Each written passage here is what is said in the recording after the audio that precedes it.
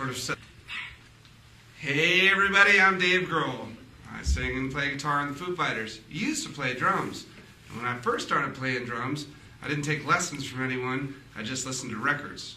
That's how I learned to play drums. I didn't use a drum set. I set up pillows on my bed, and I sort of set them.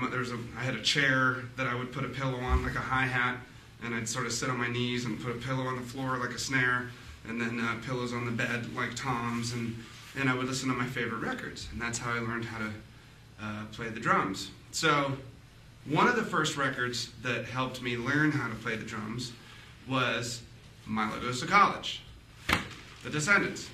Amazing records. Bill Stevenson was an amazing drummer. Then I got to see Black Flag with Bill Stevenson playing the drums a few times, and I was blown away. It was amazing. Actually, I remember I was in a hardcore band called Scream, and we played with them in, I think it was Des Moines, Iowa, or something like that. And he was like my hero. He was just he was like my drumming idol hero guy. And I had this 28-inch ride cymbal. I had the hugest ride cymbal I've ever seen in my life. The bell was like this big, but it was a 28-inch ride that I bought at some music store near my house in Virginia. And we were playing with all. And I remember thinking, oh my God, Bill Stevenson's going to be here. He's my hero and whatever. And we were sound checking, and I saw him walking around. I'm like, holy shit, there's fucking Bill Stevenson. And after sound check, I was avoiding him because I was scared of him, and he was my hero. And I saw him walk up on stage and look at my ride cymbal, and he went, kind of shook his head and walked away. And that was it. But my biggest tribute to Mr. Bill Stevenson has to be on the Queens of the Stone Age record.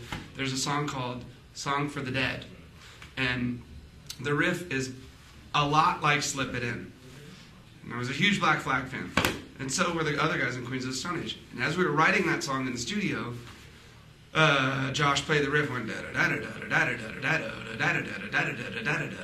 So as we were jamming on it and fucking around with it, as a joke, I did the Slip It In. And they knew exactly what I was doing. And when we went to record it, they're like, dude, do that. Do the Slip It In thing. I'm like, oh no, I can't do that. There's no way. And they said, do it, you should do it. So I did it as an homage to Mr. Bill Stevenson, and then I got to meet him, and I was afraid he was going to beat me up. But he didn't, because he was pretty cool. But, beyond any of that crap, I'll show you one last thing. This is from when I was 12 years old. I tried to give myself a Black Flag tattoo when I was 12, and I never finished because it hurt too bad. And so that was in 1982, I think, or 83. So, Bill, hats off to you. You've changed my life, and I wouldn't be a drummer if it weren't for you. So, cheers.